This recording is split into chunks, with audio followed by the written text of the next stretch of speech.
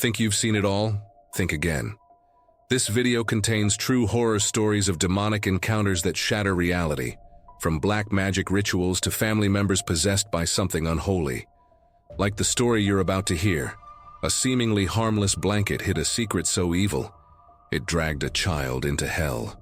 Whispers in the dark, shadows moving on their own, and a face, not human, staring back from the mist. But before we start, if you're new here, check if you're subscribed. You won't want to miss what's coming next. Oh, and tell me in the comments, where are you watching this from? The first time I realized something was wrong was when Lily started laughing to herself. It was a soft laugh, almost a whisper, but it came from her room late at night, when I knew there was no one in there. My sister Sarah and I were the only ones in the house besides Lily. The adults were all in the living room, playing cards and drinking, like they did every weekend. But that sound, it wasn't a child's laugh. It was something mimicking a child. Lily was 5 years old, the sweetest girl you could imagine. Blonde hair, blue eyes, always wrapped in that purple blanket, a cursed gift from Grandma Margaret when she was born. The old woman was different. We knew she messed with things she shouldn't. Prayers in strange languages, jars of dried herbs in her cupboard, the smell of burned candles that never left her house. But no one talked about it. It was just, oh, Grandma Margaret is eccentric, and that was the end of it, until things started happening. First, there were the scratches. I woke up one night with a sharp pain in my arm, like someone had slowly dragged a knife across it. When I looked, there were 3 thin, red, hot lines, scratches that didn't bleed but burned. Sarah had the same thing on her back the next night. We thought it was bugs, maybe a rat, but it didn't make sense. The cuts were too clean. Then came the cold. It was summer. The air was thick and humid, but Lily's room would suddenly turn into a freezer. We'd walk in there and see our breath, while Lily slept peacefully, clutching that blanket. And the worst part? If we tried to take the blanket off her, she'd wake up screaming like someone was hurting her. But the night I realized something truly evil was in that house was when I heard the knocking. Knock, knock, knock. 3 knocks on the wall, clear, as if someone was on the other side. Only there was no other side. It was an external wall. Sarah looked at me, eyes wide. "Did you hear that?" Before I could answer, the whisper came. It was a hoarse, dragging voice coming from the darkest corner of the room. I couldn't make out the words, but I could feel what they wanted. It was anger, hunger. We ran out of there carrying Lily in our arms. When we told our parents, they thought it was our imagination, till Aunt Carol started acting strange. She would stand in the hallway staring at the wall for hours. Once I caught her murmuring to no one. When she turned to me, her eyes were wrong. Her pupils were so dilated there was almost no white left. That was the night I swore I saw something moving inside Lily's blanket, as if something alive was tangled in those threads. And it was also the last night before everything fell apart. I should have burned that blanket on the first day, but we never believe in things until it's too late, don't we? It was after that night of whispers that Aunt Carol started to lose herself. She forgot basic things, where she left her keys, our mother's name, even if she had eaten.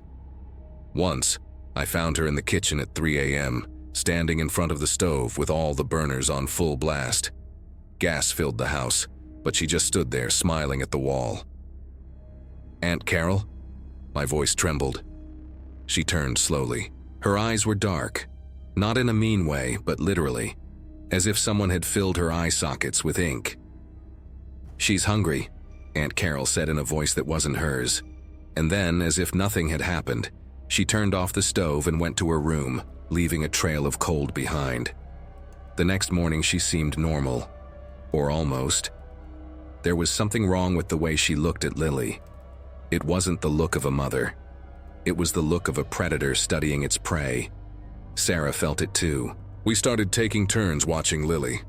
We didn't let her alone with Aunt Carol for a second, but then came Grandma Margaret's birthday night. Everyone went to her house, an old cabin on the outskirts of town, full of those strange symbols scratched on the doors. Old Margaret seemed weirder than usual.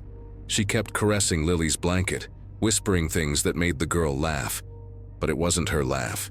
It was something more sharp. On the way back, Aunt Carol started acting strange again.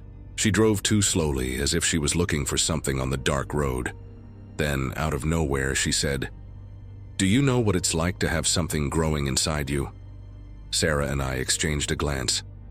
Lily, in the back seat, was completely quiet, something she never did. That was when Aunt Carol suddenly accelerated. The car almost went off the road. We screamed at her to stop, but she just laughed, a rough sound that didn't come from her throat, but from somewhere deeper. Lily started to cry, and that was when I saw it. Her blanket was moving, on its own, as if something alive was wrapped in it. Aunt Carol looked in the rearview mirror directly at Lily and said, "Almost time, my queen." Sarah grabbed the wheel, and the car flipped into the ditch. We got out with scratches and fear, but Aunt Carol, she got out smiling. Blood was dripping from her nose, but she didn't seem to feel it. She just picked up Lily and started walking towards the forest. We ran after them, screaming. When we caught up, Aunt Carol already had Lily on the ground, and she was holding a knife. I don't know where she got that. "She needs to feed," Aunt Carol said, and her voice was not her own. Sarah jumped on her before the knife could come down. We rolled on the ground, screaming, while Lily cried, wrapped in that cursed blanket. That was when I saw it. Around us, the air began to feel heavy. A black mist rose from the ground, and inside it, a face. White eyes, sharp teeth. It laughed. It was the same laugh we heard in Lily's room. Sarah managed to wrestle the knife away from Aunt Carol, but she was already gone, trapped somewhere between madness and the thing that controlled her. The police who arrived later didn't understand anything. They took Aunt Carol away in handcuffs, screaming in a language no one knew.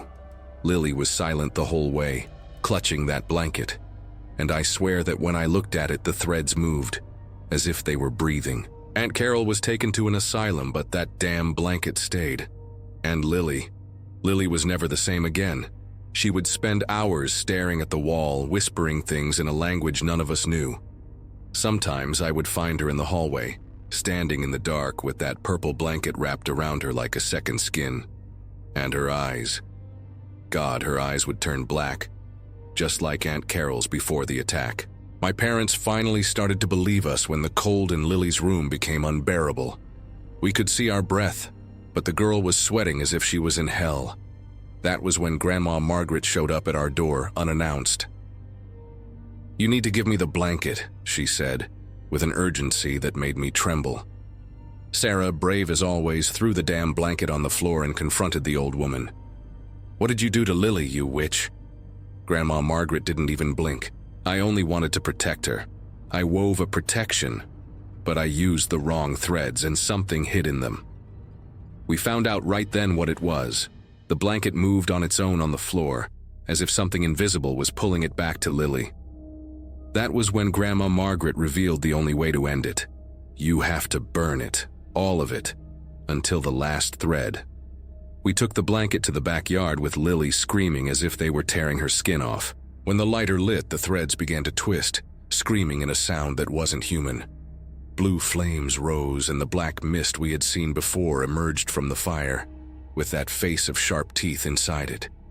"You can't take me away from her," the thing roared, and for the first time the voice came out clear. Grandma Margaret threw a white powder into the fire, and the scream that followed made us fall to the ground. It was as if 1,000 voices had died at the same time. When the smoke cleared, there were only ashes and silence.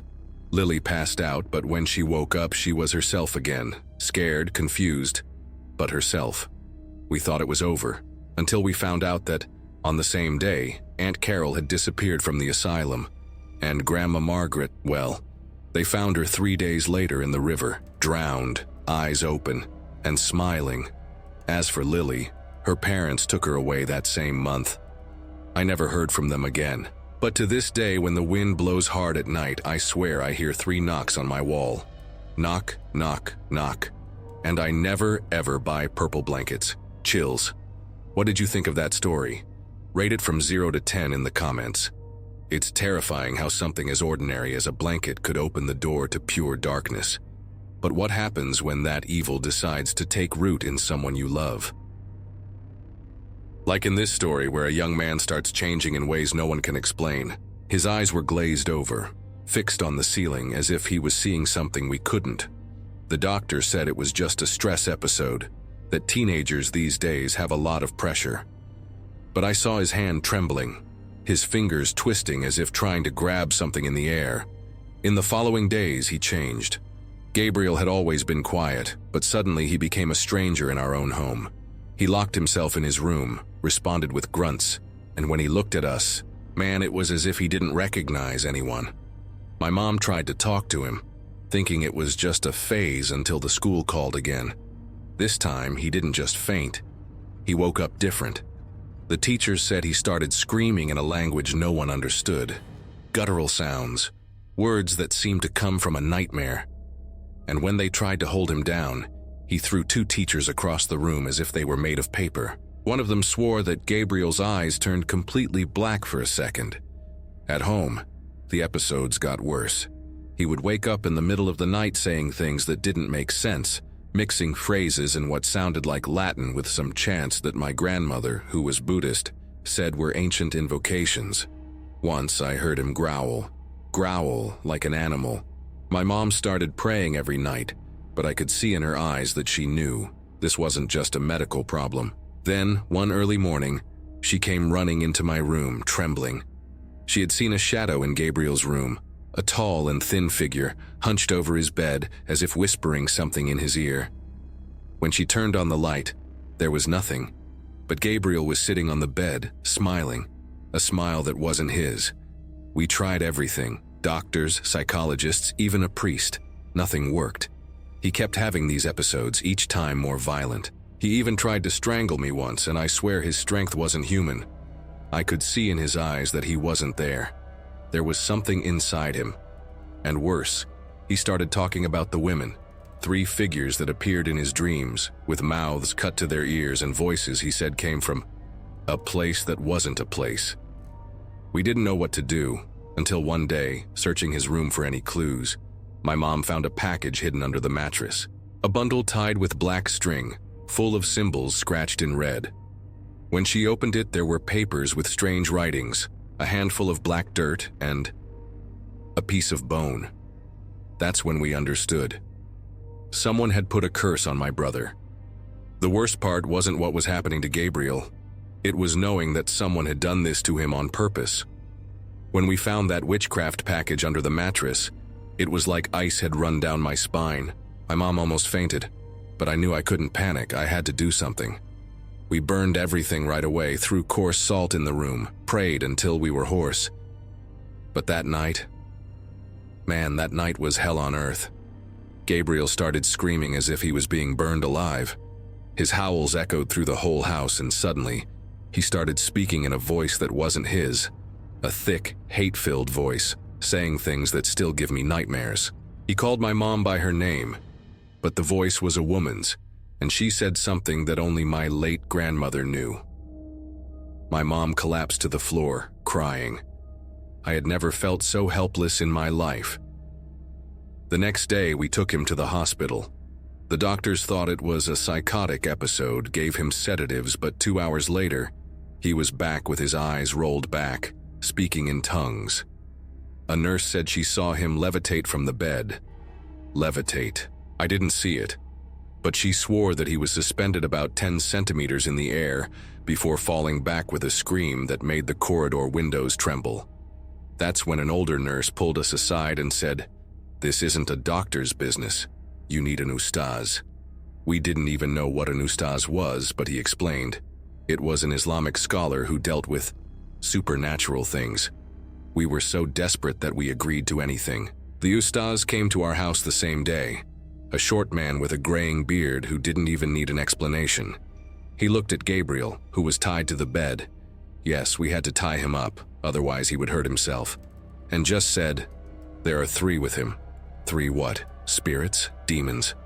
He didn't explain, just started reciting things in Arabic, passing his hand over Gabriel, who began to writhe as if he was being electrocuted. Suddenly, Gabriel sat up on the bed without help and opened his mouth, but 3 voices came out at once, all screaming, all full of anger. The ustaz didn't stop, and I swear the room temperature dropped by 10 degrees in seconds. My mom was holding my arm with a force that left a mark. That's when Gabriel spat. It wasn't saliva. It was a thick black substance that dripped from his chin and dropped to the floor like oil. The ustaz threw holy water or something similar on it, and it sizzled, evaporated instantly. Gabriel fainted again, but this time it seemed like he was really sleeping, not that stiff, wide-eyed thing. The ustaz said he had driven the things away for now, but the problem wasn't over. Someone had done a heavy job on Gabriel, and we needed to find out who and why. Because one thing was certain, it hadn't been an accident. Someone had cursed my brother on purpose, and if there was one thing I knew, it was that I was going to find out who and make that person pay. We found out who did that to Gabriel, and the price that person had to pay. The ustaz gave us a clue. Someone close had placed those spells in my brother's path. We started digging into his life, and that's when my mom remembered something. In the last few months, Gabriel had been acting strange after starting to hang out with a new group at school. One of those guys Raphael always talked about occultism, rituals, the truth behind religions. We thought it was just weird teenage stuff, until the day we snooped through Gabriel's phone and found messages between him and Raphael. They started normal, but then they got disturbing. Raphael talked about a pact, about entities that gave power. In the last message before the first faint, he had written, "You will be their host now." My blood turned to ice. We went to Raphael's house, but he had already disappeared. His mother, scared, said he had been different for weeks, aggressive, talking to himself, with the same symptoms as Gabriel. She showed us his room and we understood everything. Walls full of symbols painted with blood, black candles, and in the middle of the circle on the floor, a photo of Gabriel with a hole in his face. The ustaz said Raphael had tried to perform a ritual to gain power, but didn't know how to control what he had invoked. The 3 women Gabriel saw in his nightmares were what he had brought, and they had turned against him first, then jumped to Gabriel when the ritual failed. But the worst part? They were still out there. That night, Raphael appeared at our door, skeletal with sunken eyes, scratched as if he had fought with an animal. He cried, asking for help, saying that they were with him again. The ustaz tried to help him, but it was too late. When the sun rose, Raphael was no longer himself. He looked at us with a smile that wasn't human and said, with the 3 voices at once, "You will be next." Then, he just fell apart. I don't know how to describe it. It was as if something inside him had twisted him all the way, until his bones burst out. The ustaz pulled us back, throwing something at him, and Raphael's body melted. It turned into a black puddle that evaporated in seconds, leaving only the smell of burned flesh. After that, the episodes with Gabriel stopped. The ustaz said the things had gone away, for now. But to this day, when I hear a strange noise at night, I think of those 3 voices, and their promise, "You will be next." Horrifying, right? Watching someone you care about get taken over by an inhuman force leaves scars that never fade. Scars like the ones carried by the next storyteller, who survived something so traumatic in the woods as a kid. Neither he nor his friend ever came back the same. I can still smell that forest. The must of old leaves, the damp earth, that heavy air clinging to the skin. Bradford, Pennsylvania, was the kind of place where everybody knew everybody, and stories of strange things in the forest were just that. Stories. Until that summer. Until the tent. Johnny and I had been inseparable since we were 7. 2 adventurous kids, always exploring the edges of the woods behind my house. But there was one place we never went. Beyond the line of tall trees, the barrier the older folks called the Old Hobbs Line. They said a hunter had vanished there in the 50s and no one ever found even his bones. Of course we laughed, until the day we decided to cross that line. It was on a stifling Saturday, the sun barely peeking through the treetops. Johnny had that big grin of his, the one he got when he knew we were about to get into trouble.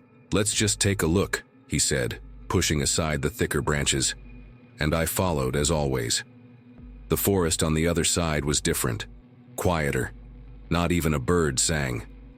We walked for about 10 minutes until we reached a clearing, a perfect circle, as if someone had yanked all the trees out on purpose. In the middle stood a tent, old, dirty, the canvas torn and stained with something dark. It looked like it had been there for decades, but something told me it shouldn't be there. Johnny was the first to approach. "Look at this," he murmured, pulling one of the rusty stakes. That's when the temperature dropped. It wasn't the wind, it wasn't the end of the day, it was a sudden cold, the kind that seeps into your bones. And then we heard it, a drag, slow, heavy, coming from inside the tent. The hand appeared before we could react. Dark, not like burned skin, but like shadow. Long fingers curled around the edge of the canvas, scratching the ground. My breath caught in my throat. Johnny stood frozen, eyes wide, and then came the laughter. Low, hoarse, as if it had come from a well. It wasn't human. It couldn't be. Something about that sound made my stomach turn, an instinct screaming, "Run." We didn't think. We just turned and ran desperately, branches scratching our faces, feet sinking into the soft earth. I looked back only once and saw her, standing by the tent, tall, too thin, arms too long. Her skin, if it was skin, seemed to absorb the light. And the eyes. God, the eyes were just two deep holes, but I knew she was looking at us. We ran until we couldn't anymore, until we collapsed in my backyard, sweating and trembling. My mom thought we had seen a bear. Johnny swore he wouldn't tell anyone. "They'll think we're crazy," he said. The next day, he came to me with his eyes shining, his voice whispering as if someone might be listening. I dreamed about her. She called me back. I should have stopped him. I should have locked the door, screamed for his mom, done something. But Johnny had that look, glazed, distant, as if he wasn't himself anymore. "She showed me things," he said, his fingers trembling. "Things we weren't supposed to know." That night, he disappeared. I woke up to a noise in the backyard, a thin scratch like nails on the window glass. When I looked, there he was, standing in the dark, staring at the forest. He didn't even see me when I screamed his name. He just started walking slowly toward the trees. I ran after him, but when I reached the old Hobbs line, my body locked up. It was as if the air had turned to jelly, heavy, sticky. And Johnny went in. I never saw him alive again. 3 days later, they found his body hanging from a thick branch, right in the tent's clearing. His eyes were gone, his mouth open in a smile that wasn't his. The people of Bradford talked about suicide, drugs, teenage stuff. But I knew. She had taken him, and now she was coming for me. The nightmares started that same night, always the same. Me in the clearing, the tent swaying in the wind that wasn't there, and that laughter. She never entered the dream, just watched from the darkness between the trees. I'd wake up with the taste of blood in my mouth, my nails dug into my palms. That's when I started drinking. Years passed. Moved away, got married, tried to forget. But some things don't go away. I felt her in the dark corners of the house, in the reflection of the windows at night. My wife complained about the sudden cold. My son cried, saying the tall man watched him sleep. Until last year, I went back to Bradford. I went to the cemetery, placed flowers on Johnny's grave. His headstone is cracked, not from top to bottom, but from back to front, as if something had come out from inside the earth. And then, without thinking, I took the old road and entered the forest. The clearing was still there. So was the tent. But now it wasn't empty. Inside, something breathed, slow, wet, and a voice, the same one from the dream, whispered my name. It wasn't a call, it was a reminder. I ran. This time, she didn't follow. But last night, my son came to my room, eyes wide. "Dad," he said, "there's a tent in the backyard." And then I heard it, very faint, coming from the kitchen, the sound of nails scratching wood. And laughter. Some experiences haunt you forever. In your dreams, your fears, even the choices you make. Like in this next story where a dabbler in witchcraft thought it was all harmless, until she realized the price she'd have to pay. If you're still here, you must love these stories. So smash that like button to tell YouTube you want more horror content. The scent of burned candles still lingered in the air when I realized I had done something terrible. I've always been curious about the unseen world. Ever since I was a teenager, I devoured books on witchcraft, occultism, anything that could explain the mysteries behind our reality. It wasn't just curiosity, it was a need to understand. And of course, like anyone who meddles with what they don't fully comprehend, I underestimated the danger. It was on a weekend, alone at home, that I decided to try a simple ritual, or so I thought. Something to open a communication portal, just to feel, just to know if there was something on the other side. I lit the candles, drew the symbols on the floor, recited the words I found on a dubious internet forum. At first, nothing, just silence, until the wind hit the window with a force that shouldn't have existed, given I was on the 10th floor. The candles went out all at once, and I swear I heard a whisper in my ear, so close I felt the cold breath.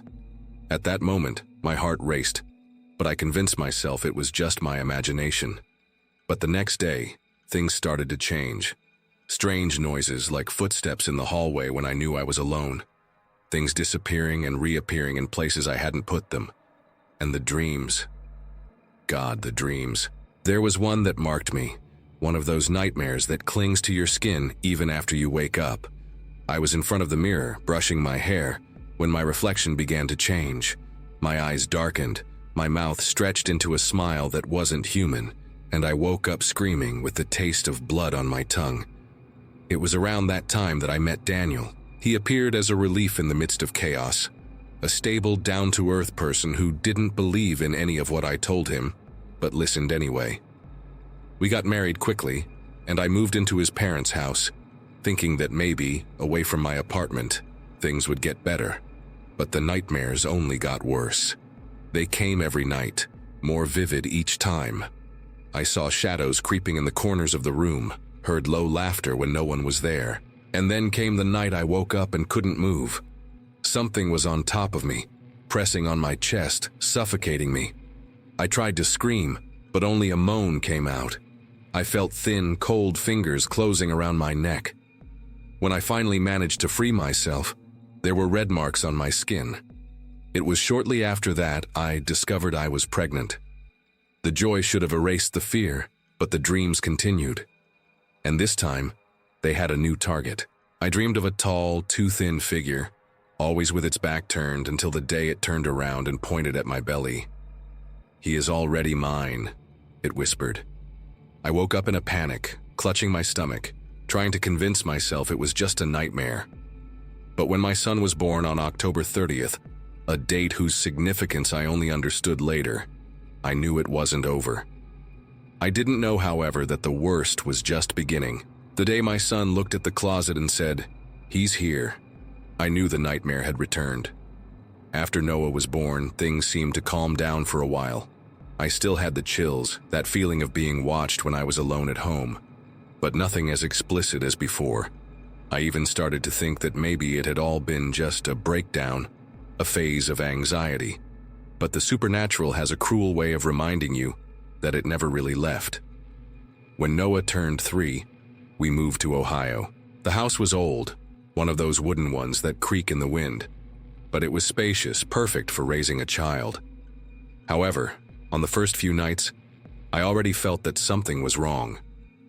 Noah's room was at the end of the hallway, and more than once I woke up in the middle of the night certain I had heard someone humming softly inside. When I got there, Noah was asleep, but the closet was always slightly ajar, even though I swore I had closed it. One night, Noah woke up screaming. I ran to him and found him huddled in bed, pointing at the closet with tears in his eyes. "There's a man in there, Mommy," he said, with such certainty that my blood ran cold. "He keeps looking at me."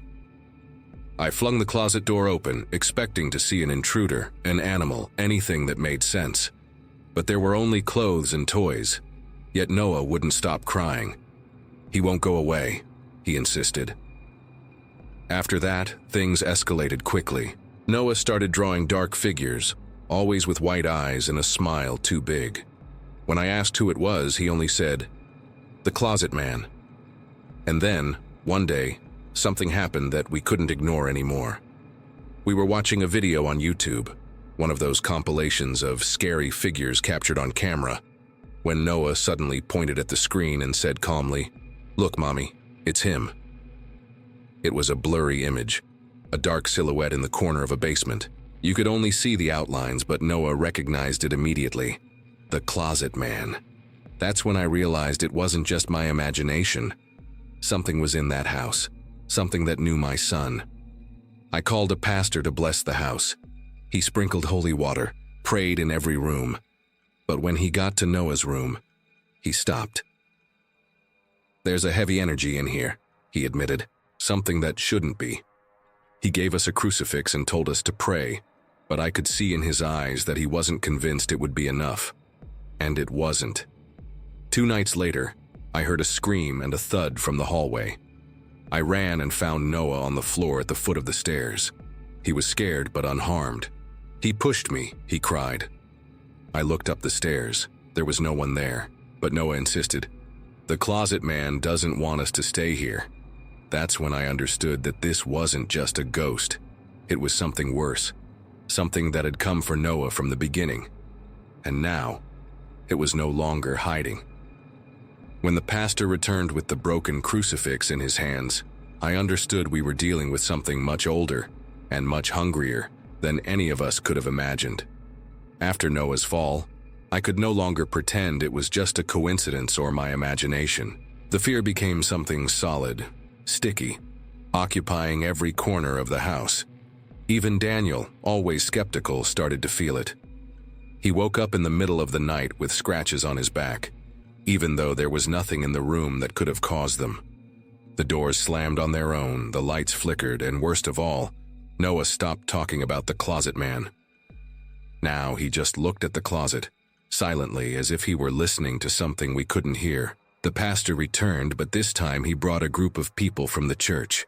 They surrounded the house, singing hymns and praying, while he threw consecrated salt in the corners. I held Noah in my arms, feeling his heart beat too fast, until suddenly, all the candles they had placed in the living room went out at the same time. The wind howled inside the house, even though the windows were locked. And then, the scream. It was the pastor who screamed. He was in Noah's room, and when we ran there, we found him on his knees, holding the crucifix. Only now it was broken in half, as if it had been twisted by invisible hands. "It's not a spirit," he said, his voice choked. "It's a demon, and it has already marked this family." Noah began to cry, pointing at the closet. "He's angry," he whispered. And then, the closet door opened by itself, slowly, creaking as if making sure we saw. Inside, there were no clothes, no toys, just darkness, breathing darkness. The pastor screamed for us to get out of the house. We ran, but I swear I felt something pulling my hair as if trying to drag me back. Noah screamed in my ear. He said I'm his. Now we're in a hotel, far from that house, but I know it's not over. Because last night, when I looked in the bathroom mirror for a second, I saw my reflection smiling in a way I never smile. And behind me, a tall, too thin shadow placed a hand on my shoulder. Noah still hasn't said anything else, but when he sleeps, I hear whispers coming from the hotel room closet, and I'm afraid of what happens when he answers. What a nightmare! Rate this one 0 to 10 in the comments. I'll never forget the smell of that back kitchen. Salty, heavy, that odor of meat drying in the humid heat of Vietnam. We always hung the pieces from the ceiling, away from the rats, or so we thought. But something was taking our food, and it wasn't rats. It was something much worse. It all started on an ordinary Tuesday. My mother went to get a piece of meat for dinner and almost screamed. "It's gone again," she said, her voice thin with worry. It wasn't the first time. The week before, 2 strips of pork had disappeared. Before that, a whole piece of beef. We even thought about thieves, but who would steal raw, salted meat? And how would they get in without leaving a trace? My father decided to put an end to it. "Tonight we find out who's doing this," he said in that firm way of his. We kept watch, hidden behind the kitchen door in the dark. The moon was full, lighting up the backyard, and the wind made the leaves of the bushes whisper as if they had secrets to tell. That's when we saw it. Someone jumped over the wall as if they weighed nothing. A skeletal figure, dressed only in a dirty cloth, long, tangled hair covering their face. They moved in a strange way, awkward but too fast. They jumped straight to the meat, grabbed a piece with their hands, and started eating it raw. The wet sound of the meat being torn by their teeth made my stomach turn. "It's old Lady Vin," my mother whispered, gripping my arm tightly. It was her, the neighbor from next door, that quiet old lady we hardly ever saw. But it didn't look like her. Her eyes glowed in the dark, too white, and her mouth stretched into a smile that wasn't human. When she turned her head toward us, I swore she knew we were there. Then she ran. No, she didn't run. She scurried, fast like an insect, jumped over the wall again and disappeared into the darkness. We stood there, not breathing. My father was the first to speak. "There's something wrong with her, very wrong." The next day, everyone on the street knew. Lady Vin wasn't the same anymore. They said she wandered around at night, crawling through the backyards, eating things no one should eat. Chickens disappeared. Even a small dog vanished. And her eyes, everyone who saw her said the same thing. Too black, as if there was no soul inside. My parents had to travel to a nearby city to take care of some things, and left me at home with my little brother and the babysitter, Tai. Night fell, and with it, that heavy silence.